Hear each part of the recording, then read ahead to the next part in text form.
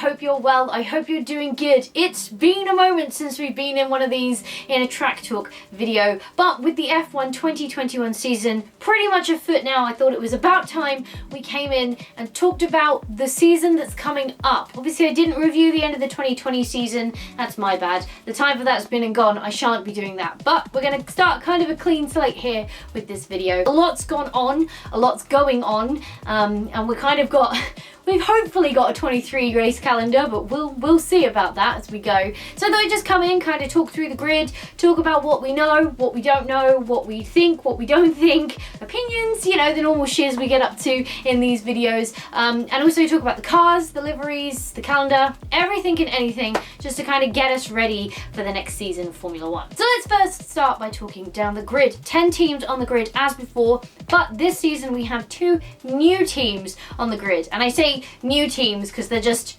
rebranded teams we already have but are now different names, looks. First up, Renault F1 is now Alpine F1, so we now have 3 A starting teams on the grid, which is just perfect. I'm not going to stumble over those at all.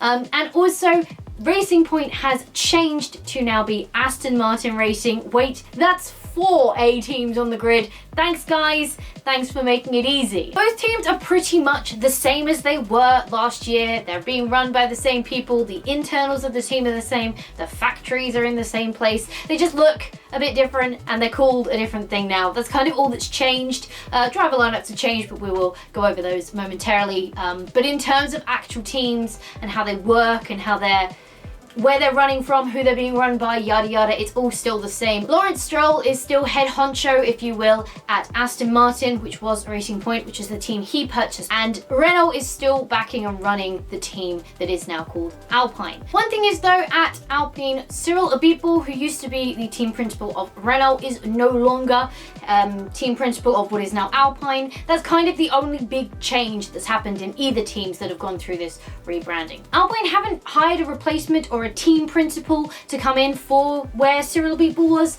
but they have kind of had a structural change at the top. Philip McLaren had a few years back. So Laurent Rossi and Davide Brivio are the ones running the show, basically in control of the F1 team as of the start of the 2021 season. Whether that changes, whether they put someone in place that they then deem as the team principal, will probably come clear in the next few weeks if they're going to do that. Sometimes they don't. I know for a while McLaren ran without a team principal, so maybe it's just a different way they're running things, and they'll just have like a race director, which is Davide Brivio, and then, I don't know, strategists and the rest of the stuff you have on the pit wall. But for now, Abiteboul is gone. No more Abiteboul. I'm sure Christian Horner's quite happy about that. Mercedes has retained the same driver lineup as it had for 2020 in Valtteri Bottas and Lewis Hamilton. Bottas was confirmed fairly early into the 2020 season last year to be racing again on a 1-year this year. But Lewis Hamilton took his time to come to terms with his deal. Originally, he was in a strong bargaining position, and I did briefly talk about this in a Track Talk video last year, where I spoke about the fact that when George Russell came into the car and kind of blew Bottas out the water and really showed some good talent in that car, it kind of took away some of the negotiating power that Hamilton had prior to that.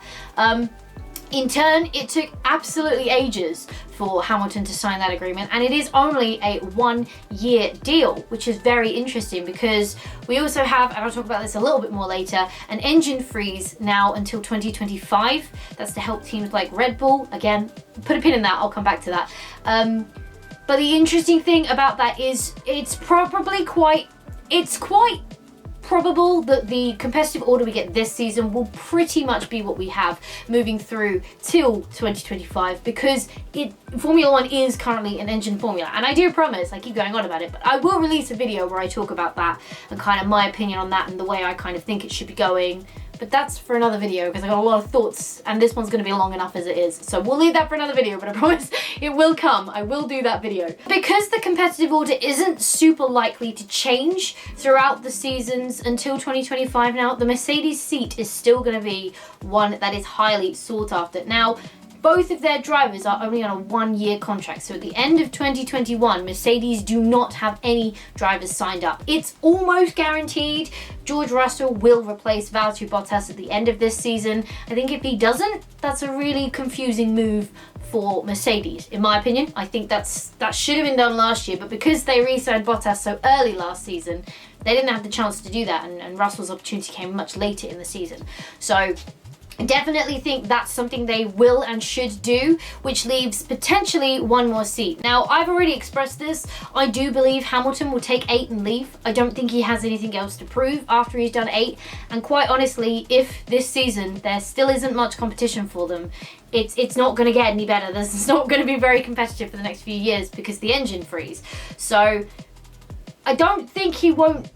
I think if there was competition, he would stay, absolutely, because then you're proving something. There was a discussion going on about qualifying. Well, there's currently a big discussion going on about qualifying, and we will get to that as well. Like I said, strap in, this is probably going to be a long video. Where they're talking about how exciting races are when the grid is mixed up, which is true, because if Mercedes put it on 1-2, you're confident they're going to be 1-2 on the podium, and they're not going to fight with anyone but each other, and they probably won't even fight with each other, and Hamilton likely will disappear down the track. If Hamilton had a fight in competition and it was exciting and there was actually a battle for the championship, definitely I think he would stay, because I think there's reason to stay there. But at the moment, he's winning quite easily, quite consistently. He's not really having any challenges. His co-driver in the team is not even a challenge to him, really. So it's kind of a walk in the park. And I don't think he'll have a desire to keep going when I think at the same time Mercedes are like, well, after last year, we don't necessarily need you to make this team successful and win, as was proven when Russell was in the car. So it's going to be interesting to see. All I know is that when they first started talking about the negotiations earlier last year, Hamilton was looking for a multi-year. So for him to sign a single year is very interesting. Obviously money and things, and there's a whole load of things we'll never know about that goes on in that negotiation and why. But just from what we know, from how the team are talking and stuff, and just kind of an outsider's perspective, that's kind of my opinion on it. But we'll see. We'll see what happens there. That's going to be interesting. It will be very interesting if Mercedes do end up with 2 open seats, because there are plenty of drivers, if indeed this engine freeze means that Mercedes are going to retain competitiveness at the front. There are plenty of drivers who would easily give up their current seat for a seat in a Silver Arrow. So that's definitely going to be something to keep an eye on and watch. And we'll kind of see when Mercedes start announcing their drivers for next year as well, because unlike last year, I think we're going to have plenty of time to talk about drivers, and I think a lot of contracts probably won't be signed until the very end of the season. But it's going to be super interesting and exciting to see what goes on and see what happens. Ferrari now have traded Sebastian Vettel for Carlos Sainz. Charles Leclerc stays in the car as he was last year. Ferrari definitely need to do some stuff. Their engine is key to making sure they're actually competitive this year. McLaren and Ferrari are the only teams I'm aware of on the grid that have used some of their development tokens for their engine. I think they're the only ones. They basically have a certain number of development tokens they can use to develop their car in the off season, all to do with cost capping, to make sure people don't blow a load of money on one thing and suddenly become super competitive. And you know, that would be a crying shame, wouldn't it, if we actually had a fight at the front of the grid. Basically, they have to decide where they're going to spend these tokens. Like, you put some on aero or engine. I think you can only put a certain amount of tokens on certain things. But 2 of the development tokens definitely from McLaren were spent on their engine, which is obvious because they changed engine providers this year. We'll get onto that in a moment. But I know that Ferrari also spent some development tokens on their engine. Now, that is only a positive thing because, quite frankly, their engine wasn't really very good last year. It was the biggest quell in the car, and as I've expressed, Formula One is an engine formula. So, at the moment. So, if you don't have a good engine, you are already on the back foot, and it's very difficult to close that gap with just aerodynamics alone. So hopefully Ferrari's engine is firstly legal, and secondly much better than it was last year, and then hopefully we can start seeing more cars in the fight at the front, because although Red Bull gave Mercedes a bit of a headache on Saturdays, come the race day there really wasn't anything to it, and it was always normally a Mercedes walk away unless something very strange happened, and we did have a few strange races last year. It's going to be exciting to see what Carlos Sainz can do in that car as well. Brand new team for him. It makes sense why he made the move, because quite frankly, if you're a driver and Ferrari comes knocking, you're just not going to say no. So it makes sense. It's a very prestigious team, very well, you know, it's almost the most well-known, well, it is the most well-known team on the grid. You say Formula One, most people will think of a red car because it's just so historically wrapped up in Formula One. Ferrari have pretty much been in it from the start, so they're very wrapped up in the heritage of the sport. So it's not surprising, but knowing that McLaren have taken on the Mercedes engine, which is the best engine on the grid, which, as I have already expressed, is one of the most important things in the car currently, it's interesting to see Sainz move away from that. But we'll see how much that move pays off for him. I think the McLaren's going to be a force to be reckoned with this year. I think they're a very good team. They've made some very good choices in the last few years to build themselves to be a very strong team, and now they have the best engine on the grid. So I definitely think keep an eye on McLaren, but again, I'll get into that a little bit more as we move down the grid. Next up, Red Bull is Max Verstappen, who we had last year, and Sergio Perez, who comes along from Racing Point into Red Bull. It'll be very interesting to see how this pairing goes. Obviously, Red Bull is predominantly a aero team. That's pretty much what they focus on. They've always been a customer team in terms of engines. They've recently bought, basically, to really simplify what's gone down here, Red Bull have basically bought the Honda engines and the Honda development program and all of the information, and I can't remember the word, it's escaped my mind, but basically they have purchased the engines and all of the rights to the engines and all of the paperwork and designs that go along with the engines. So they are in a position, if they so wished, to continue to develop that engine moving forwards. Now, the engine freeze that's come in until 2025 is pretty much with Red Bull in mind, because Ferrari and Mercedes and Renault could go off and continue developing their engines, whereas Red Bull now have all of the rights and everything to these engines and can work on the engines. They don't necessarily have the capability to do so at the moment. Red Bull have just basically launched an engine development company because they now have an engine to develop, so they can do that. But basically, to keep everything all fair and love and war and yada yada yada, they've frozen the engine development. So from this year, no one can develop their engines any further until 2025. Hopefully in 2025 we completely change the type of engines we have, so we can maybe shift up the competitive order a little bit more and give some people some chance to catch up some ground. But that probably won't happen because, you know, these engines that were brought in, the V6 turbos, were ridiculously expensive in the first place, ridiculously expensive to develop, too expensive to put in road cars, so the only real practicality they have is in these race cars, and so to take them out of the race cars would make them obsolete, and all that money they've spent in the last 10 years completely pointless. Do you see why this needs its whole other video? The pairing of Perez and Verstappen is going to be super interesting from Red Bull, because this is the first time since Mark Webber was in the team that Red Bull hasn't had two of their Red Bull Junior drivers in the team. These young drivers that were coming in not only had the pressure of Helmut Marko looking over their shoulder to make sure they perform, and Red Bull is very, very, I'm going to go with the word aggressive, for want of a better one at the moment, but very aggressive in the way they want to see their drivers flourish. It's almost like they're going to put a load of pressure on this and see if you turn into a diamond, and if you're still just a rock at the end of it, we're just going to put you back in the garden. But if you turn into a diamond, you can stay. And that's kind of the way Red Bull's young driver mentality seems to be. From an outsider looking in, I don't know, and I don't speak of the brand. Obviously, I don't know from the inside because I don't know it. I've never been on the inside, so I can't talk about that. But an assumption from an outsider looking in, that's just the vibe it feels. Now with Perez, he's obviously not from the Young Junior program. He's built up his own rapport in Formula One through Racing Point, through Force India, through Sauber, through all of the great racing he has done in the past. So he's kind of in this seat on his own merit. He doesn't have to answer to Helmut Marko. If Marko doesn't like him, I don't think that will matter to Perez, because he doesn't have to answer to him. He's answering to the team.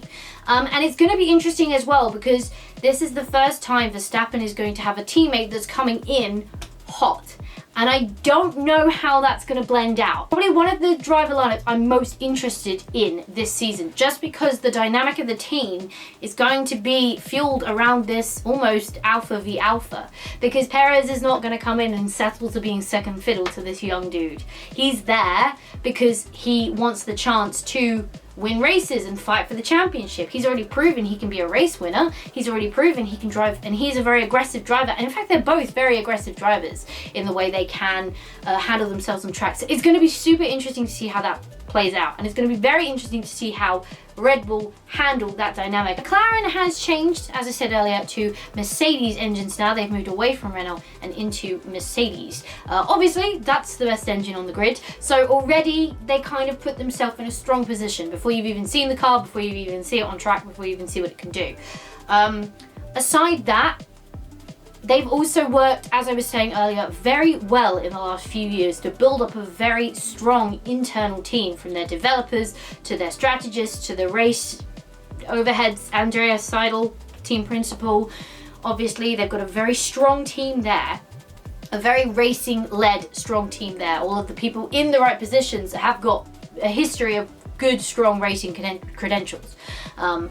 So it's a strong team. They know how to run a race team. They know how to win as a race team. Importantly, they know how to win championships as a race team. So McLaren is very strong, and I'd probably put them on the underdog position. I could see them being a similar threat to Mercedes as Red Bull was last year. With the added advantage, they have the best engine on the grid. So McLaren really could be a force to be reckoned with this year. And this is almost why the Sainz move doesn't quite make sense to me, because we knew the McLaren to Mercedes deal, I think that was done in 2019 from memory. So we knew that was coming. Sainz would have known that was coming when he made the decision to leave the team and move to Ferrari. Again, if Ferrari comes knocking, you're very unlikely to say no. And I know Ricciardo was also trying to get that Ferrari seat. So there's definitely the allure of Ferrari, and you can't ever write that off, because like I said, you say Formula One, most people think of a red car.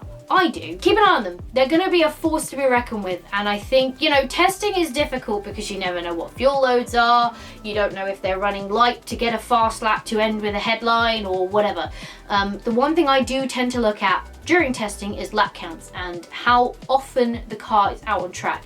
Even if it only does 60 laps in a day, if it's consistently been out doing 10 laps and then coming in for half an hour and 10 laps and coming in for half an hour, they're testing something quite clearly, but the reliability and the consistency is clear in the car, and that's an important factor. That's pretty much all I look at testing for. Lap times you just can't read anything into, because teams could be doing anything and everything. It's going to be interesting to see how reliable McLaren look. There's been a couple of teams that have said they've made tighter rear ends, for want of a better way to put that. And that, as a back in 2015, and McLaren did their whole size 0 thing, and how badly that went. Whenever a team says, we've made the rear of our car tighter, it just sends chills down my spine. Call it trauma. So we'll see how they do. McLaren have done it. Ferrari have also come out and said they've done it.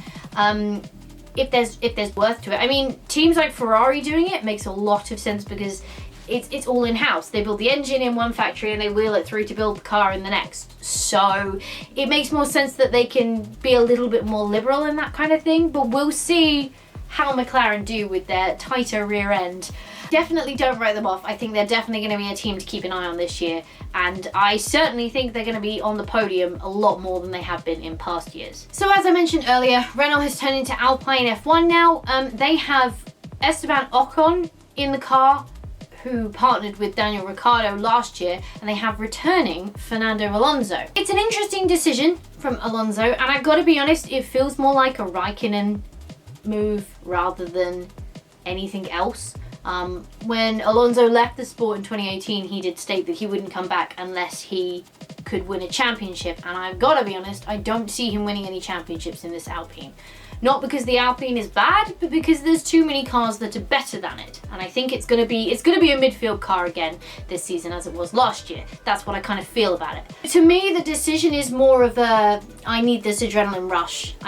He's gone off, he's done some other series, it's been great, he's had good times, he's annoyed quite a few teams on the way in a very Alonso style. That's kind of what he does, but it kind of seems like he's come back to, I can't get the adrenaline rush I want anywhere else, this is the best place for it. And also it's interesting because, going back to the Mercedes point, if he is obviously relevant back in Formula One this season, and there's a potential for there to be 1, maybe 2 seats available in Mercedes, he's definitely going to want to make sure his CV is on top of that pile. And it would be interesting to see if that's maybe a motive behind his decision-making process, though he came in a lot earlier than we knew. Hamilton was only signing a 1 year, so who knows?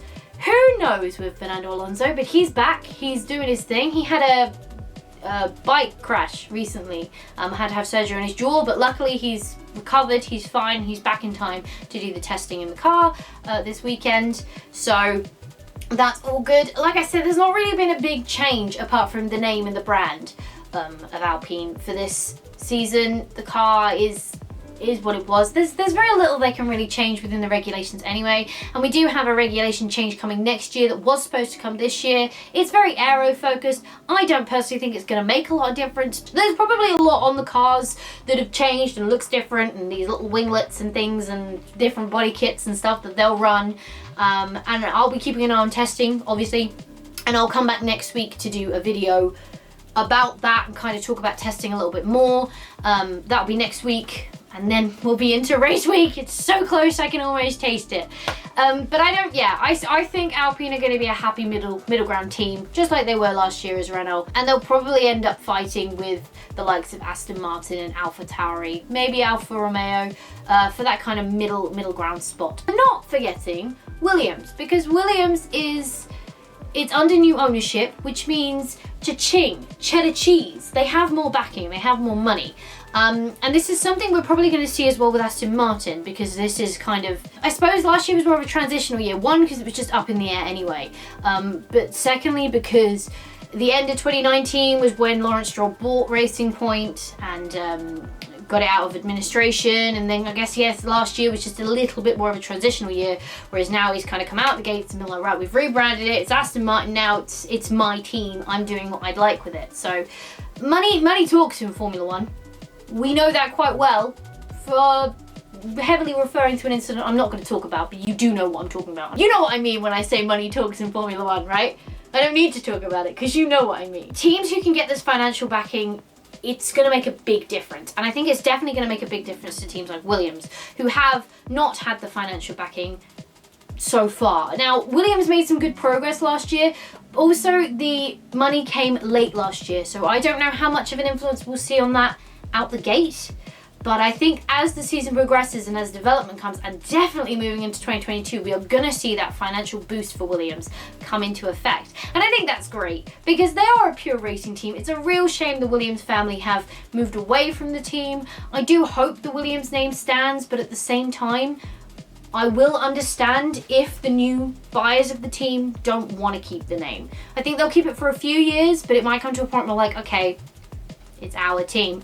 Take, for perfect example, Racing Point to Aston Martin now. Lawrence Stroll bought the team, paid it its dues last year whilst he was getting his ducks in a line, and then he's gone, right, but it's my team and this is what we're doing with it now, and we're bringing Aston Martin in.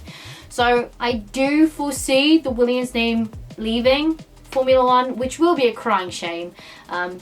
Because if it does, it will be the first time since Frank Williams started the team that the Williams team won't appear on the grid. I don't see it happening maybe for a couple of years, but I do see at some point the owners going, right, we've paid homage to it enough. And even if they changed it to be like something Williams Racing, Capstan Williams Racing, you know what I mean? I would probably want to rename it if I'd bought the team. Eventually, I'd pay it its dues, but eventually I'd be like, look, the heritage of the team is great, but I mean, there's so many other teams on the grid that, I mean, just only earlier I was watching a animation of the evolution of Aston Martin Racing in Formula One, and it's gone through like 7 or 8 different teams, and the heritage that those teams have hasn't disappeared from the sport. You recognize it and you understand that this team was once those teams, but it's not those teams anymore.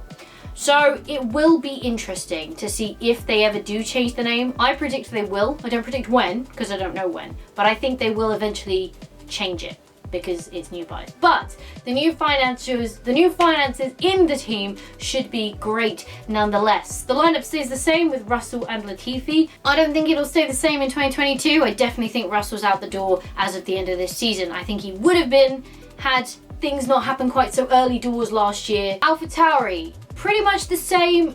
We've lost Daniel Kvyat, who is now the reserve driver at Alpine F1. That's where he's gone. We have gained Yuki Tsunoda, who is one of 3 drivers that has come up from F2. So we got another rookie in the team. Again, he's probably going to feel the wrath of Helmut Marko the most, because there's no one in the senior team from the junior program, or who's just moved up from the junior program like they normally do. I think it's going to be a good pairing though. I think in Pierre Gasly, he's got a good teammate to kind of show him the ropes. Also another driver from the junior program who's been up and down, but also really flourished in that team since he came back down. So I think Gasly's going to be a good mentor for Tsunoda. I also think Tsunoda's in a lucky position in that, okay, Perez is only on a single year contract, I believe, at Red Bull, but I don't think Red Bull will make the same mistake 4 times. They've done it too many times now. They really should start learning. But I think the lineup of Gasly and Tsunoda should be fairly set in AlphaTauri for a while. I'm probably going to eat those words because it's Red Bull we're talking about. But hopefully they've learned from their mistakes. They give Tsunoda a few years to settle into that team, learn the ropes from Gasly before they potentially move him up. But we'll see, because that's, as I've said, Red Bull is very performance dependent, and if he doesn't perform, he could even completely fall back off the grid, which will be a shame. And I don't like the way they do that. I think they should at least give these young guys a couple of years to try it out and kind of learn the ropes and learn Formula One in the junior team, because that's kind of what it's there for.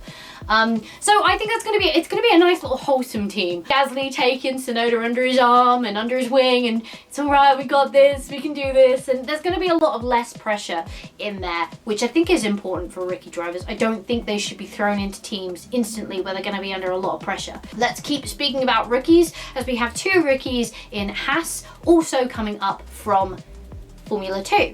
We have Mick Schumacher, who already has his own pressures to come along with. Obviously, there's suddenly a hell of a lot more eyes on him, and he has that sparkly surname that makes everyone's ears stand up whenever you're talking about F1. So he's done very well handling that pressure and that additional pressure, I think, moving through the formulas on his way to F1. I think he's deserving of the seat. I did say this in a video past last year, that I believed both Mick Schumacher and Callum Ilott had proven they were deserving of seats in Formula One. I'm glad that Schumacher won the championship, because I do think that's batted off a lot of people who would have been like, oh, you've only been upgraded because of your surname.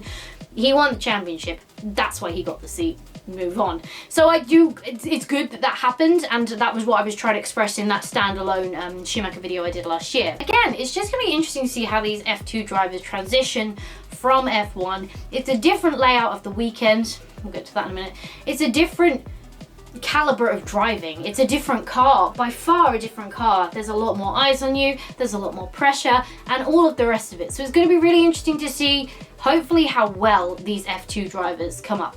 And obviously, Schumacher's teammate also came from F2 last year. Moving on. I also want to just comment on the choice of livery for the Haas car. It's being investigated. I think that's justifiable. I also don't think John Haas is very interested in Formula One anymore, which makes sense. He's put a lot of money in it for the last 4 or 5 years and hasn't had much return on it, so I can see why his interest would be dwindling. It's a shame to see what appears to be a handover happening in the way it is. It seems a little just under the table. I'd kind of prefer, if Haas was done with it, to just come out and say they were done with it and hand over to another buyer or another backer. It's not a problem. This happens. Teams change. They change names, they change owners, they change leadership. It happens all the time. It's Formula One. People come in and out. It's an expensive sport to be in. People put all their money on black and then go, do you know what? I don't want to keep betting on this roulette table. I'm going to move on to another one. So I've absolutely no problem if Haas is done and they want to move on. I just prefer they'd kind of draw the line and be like, we're done. We're moving on. Someone else is taking over now. That's fine. Again, not a problem, but we'll see, because I don't know. I know it was either last year or the year before, John Haas was talking about not necessarily wanting to continue in Formula One. Anyway, I'm going to move away from this topic because it feels dangerous and I feel like I'm going to accidentally offend someone or say something and it's going to come across the wrong way, and I don't want to do that here, and I don't want any of that stuff really on this channel.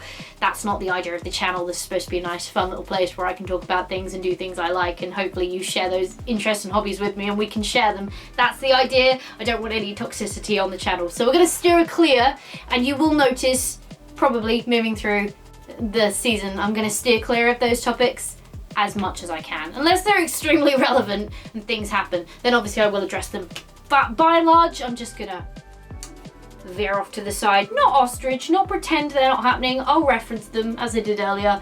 but I'm not going to address them. Let's move on to the next team. Alfa Romeo is very much the same team it was last year. Nothing's really changed. The livery is inverted. That's about it. 2 drivers are the same. I still don't quite understand the logic behind retaining Antonio Giovinazzi. He's been in the sport 3 years, I think now. He's had his time to kind of prove his place on the grid, and I don't quite think he's met the mark. It's an interesting choice because I believe he is a Ferrari young driver, and Ferrari had at least 2 young drivers, questionably 3 young drivers they could have brought up last season, and they've only brought up 1. And Callum Ilott, who's the other definite one I was talking about. The other one I reference is Robert Schwartzman, and the only reason I say kind of is because he wasn't his rookie year last year.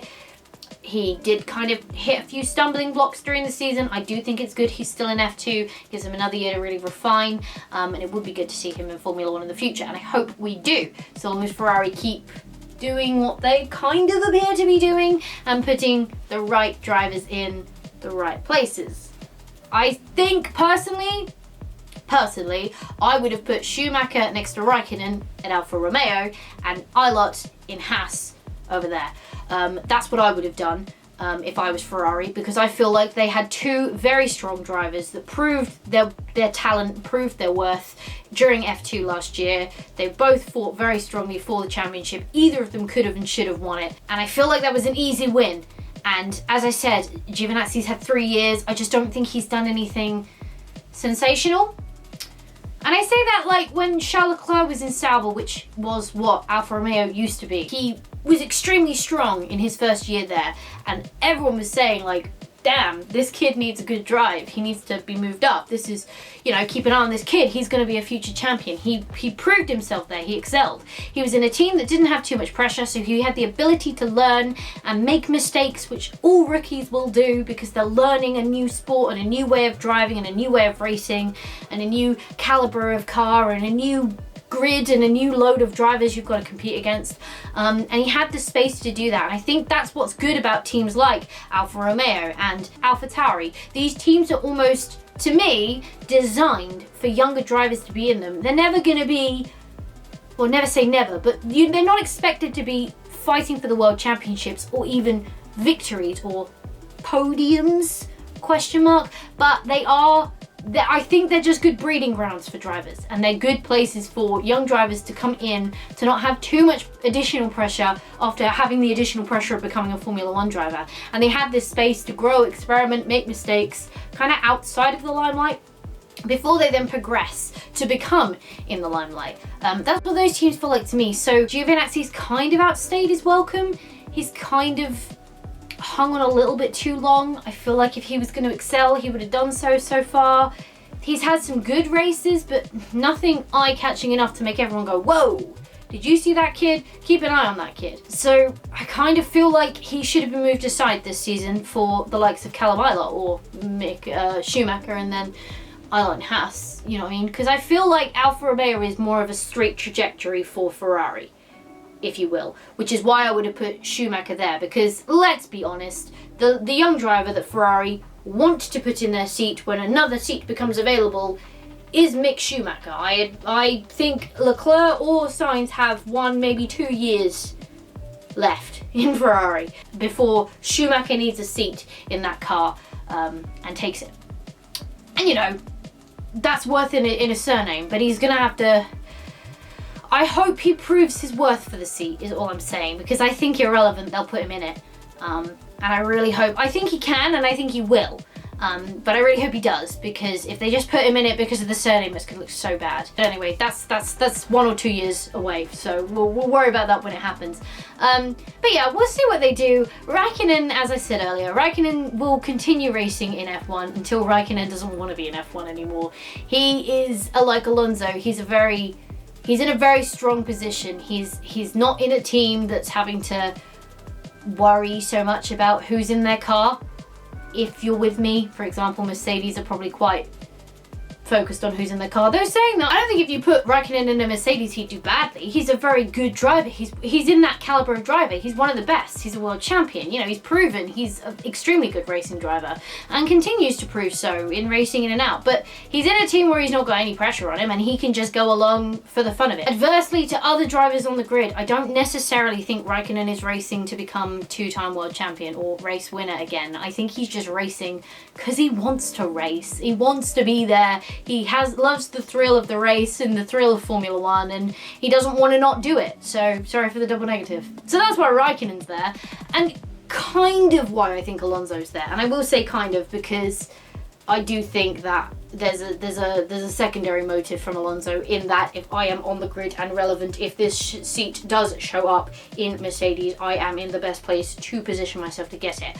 I think he probably thought that if he wasn't in F1, he wouldn't be thought of first to go into that Mercedes seat, which is why he put himself back in Formula One, even though he knows he's not going to be racing for championships, probably not wins, possibly not podiums where he is now. I think we're going to see a slightly different Alonso this year because I think he's more focused on being in the sport and being relevant to the sport than winning at the moment. I think he knows he can't win there, so he just wants to be relevant. So when a seat where he can win appears, he's there.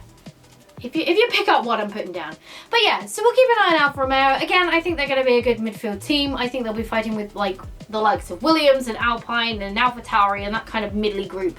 I don't think we're going to have any back runners unless Haas really hasn't improved at all over the winter, which will be a shame. But I don't think we're going to have any that are back markers and then a middle group and then a front group. I think it's going to be more like a divided grid where you'll have the front runners, which will be your McLarens, your Mercedes, your Red Bulls, possibly your Ferraris, and then you'll have the mid group, which will be everyone else. Finally, let us talk about Aston Martin, the new kid on the block, if you will. The most new kid on the block, I guess. Though even saying that, not really, because they're just a repainted Racing Point. It's going to be an interesting season. We've got, obviously, Vettel's there now. I think this year for Vettel is going to be much more about reminding people he's not bad than doing anything spectacular. He did not have a good season last year, and I don't think 2019 was super good either.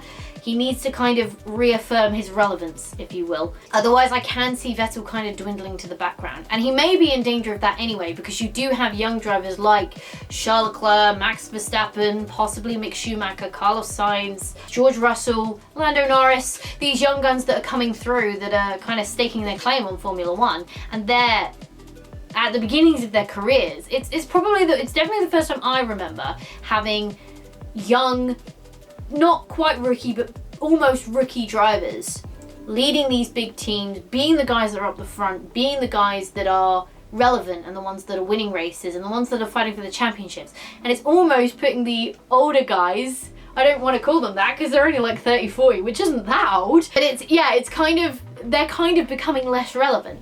And unless these guys are fast enough and in the fight with them at the front, they are going to kind of dwindle into obscurity. And it would be a shame to see Sebastian Vettel kind of knocked down the pegs like that. Obviously, 4-time world champion, he's one of the most successful drivers Formula One has seen. So it would be a shame for him to just kind of fizzle out. The last few years, like I said, have not helped him in Ferrari. So hopefully a fresh start, a new car, a fresh team, less pressure on him. Hopefully he can kind of have a bit of a resurgence. I don't think he'll be fighting for the championship. He might grab a couple of podiums. They are still a Mercedes-powered team, so they've got the right engine. But it'll be interesting to see what he does in that car and what he does this season, especially. I think he's on a multi-year, but I can't remember. And obviously, Lance Stroll, our last driver on the grid. It'll be interesting to see how that pairship goes down as well. I don't think they're drivers that would necessarily buddy up outside of a team. I don't think they're quite the same, if you will, in terms of driver style or outside the car style and stuff like this. It'll just be interesting to see what goes on there and what happens. Finally, just to wrap up this video, I want to just talk about the current discussion about qualifying. I don't have anything wrong with qualifying. There's nothing wrong with qualifying. The format we have is good. The problem we have is the competitiveness of the grid. And the fact that races aren't necessarily very interesting because a Mercedes puts it on pole and then a Mercedes wins it, and I can predict that now. and we haven't even got to the first race. So I appreciate Formula One are trying to spice things up, if you will, but I don't think this is the way to do it. I think it's a good idea to test these things. We tried it out a couple of years ago. The elimination qualifying was tested, it didn't work, they scrapped it. I have no problem with testing out ideas. One thing I do have a problem with is these tests having a bearing on the championship. So at the moment the discussion is that they're going to test out this sprint race qualifying, which is basically the way it will work is that Friday will be a free practice one and then a normal qualifying session like we have already for the sprint qualifying race. Saturdays will be FP2, which is the 90-minute session, and then qualifying sprint race, which will be an 100-kilometer race, very short race, taking the grid order that was set on Friday to determine the grid order for Sunday.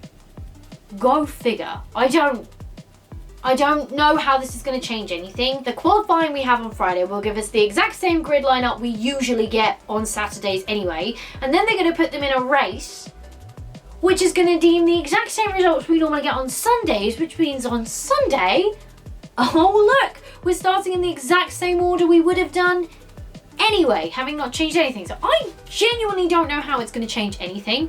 The biggest problem I have with it is these tests, which I have no problem with them doing because they could prove me wrong.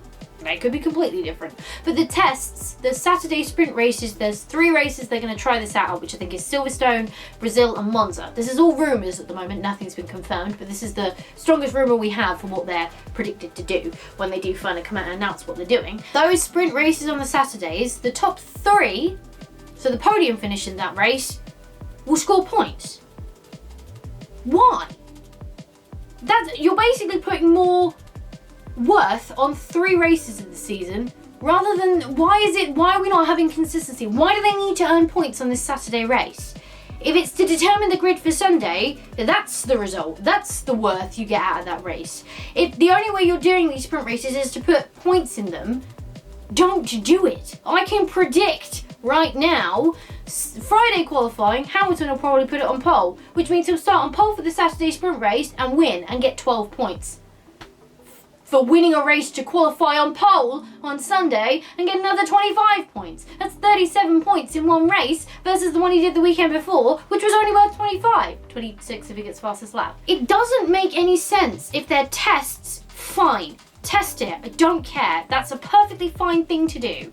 If you think that's the way to fix the sport, which it's not, by the way, because I don't think it'll make a difference, but if you think that's the way to fix the sport and you want to try it out, absolutely. Go ahead and try it. No problem at all. But don't add random points into it for no apparent reason, because now we've got 3 races this year that are worth more than every other race in the season. And the inconsistency is blowing my mind. I don't think this will work at all. I don't think qualifying's been the problem. It's never been the problem. Qualifying is fine. The problem is the competitive order, which boils right the way back down to the engine regulations and the fact that this is an engine formula, and anyone running a Mercedes engine this season and probably the next few seasons has an advantage over the rest of the field before we even start. And that there lies the heart of the problem that Formula One has. And the problem is they keep doing everything to try and keep these engines because it's the only place they're relevant, and all of these teams have spent a hell of a lot of money developing this very niche brand of engine that is nowhere relevant because it's too damn expensive to put in a road car. That is the problem Formula One has. I don't really have an answer how to fix it apart from change the engines, but I also appreciate that you can't just change the engines because teams have invested a lot of money into making these engines they can't do anything else with. So it's kind of a catch-22. Bernie Ecclestone really did F1 the dirty as he dropped the V6 turbos in as he bounced out the door. To me, that's the issue on the table. That's the thing that needs resolving. Leave qualifying alone. Leave the format of the weekend alone. It's perfectly fine. That's not where the issue lies. If you really have to start messing around with the format and messing up qualifying to make the race more exciting, that's becoming artificial and fake. Just do reverse championship order on the grid if that's what you're after. That'll get you the exact result you want, but you will very much annoy everybody else in the process because it's artificial. There's no skill in that. You're penalising people for doing well. It's one of the problems Formula E has with their qualifying system. It's not the format that's wrong, and that's what's really frustrating to me about this, is that if they do change it like this and they do go with this, I don't think they will, because I think they'll do one test and realise it's made no difference. Qualifying on Friday will be the same as what qualifying would have been on Saturday, and then the sprint race is going to end exactly the same way as a normal race would on Sunday, because the people who are fastest are still going to qualify at the front of that race. You're going to give them 12 points for no reason whatsoever, and they're still going to start on pole for the Sunday Grand Prix. It is not going to work, in my opinion. I'd love to be proved wrong, but I don't think I will be, because it's really not the problem with the sport. But I'm going to stop ranting, because I have now been filming for over an hour. Do let me know your thoughts, your predictions, your feelings ahead of the 2021 season. I am so glad Formula One is back. It feels like things are right in the world again, and hopefully at some point we can start getting to races this season, as hopefully the COVID pandemic as well starts to lift a little bit. We also have season 3 of Drive to Survive coming up this time next week, which is the 19th of March. Let me know if you want me to do a watch along party for episode 1. I obviously won't be able to show the footage live because I'll get copy struck instantly. I'm not doing it. But I'm happy to go live and watch the first episode, kind of watch along. I'll tell you when I start it so you guys can kind of start at the same time and we can chat whilst we're watching it. I'll only do it for episode 1, but do let me know if that's something you're interested in, and I'll definitely be sure to do that with you guys. I will be back hopefully now more consistently with Track Talk videos this year to keep you up to date with everything that's going on in the motorsport world, specifically Formula One. But as always, if you want to hear me talk about other race series, please do let me know. But for now, thank you so much for hanging out with me today. It's been an absolute blast as always. If you enjoyed this video, go show that like button some good old-fashioned love, and if you want to support the channel, go hit subscribe and ring that bell so you don't miss next time I upload a video. Stay awesome, and I will see you all in the next video.